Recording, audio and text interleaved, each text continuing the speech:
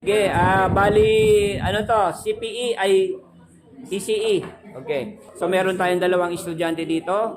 ECE student. Ngayon, ginawa naman nila yung forward reverse, ano? Yes, So, sir. okay, so naka-ready na yung ating control, power, ready na. So, pwede na nating i-operate. So, paki-operate muna sa forward.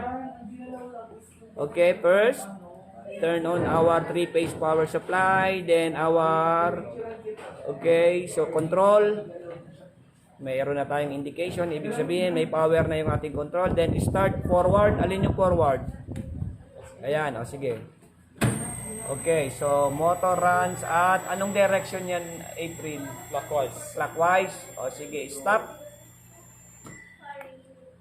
Okay, clockwise yun, ano? Clockwise ba yun? O sige, reverse. Okay, stop.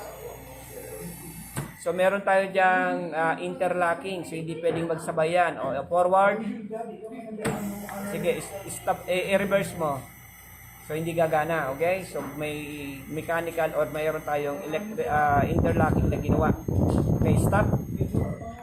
Okay, very good.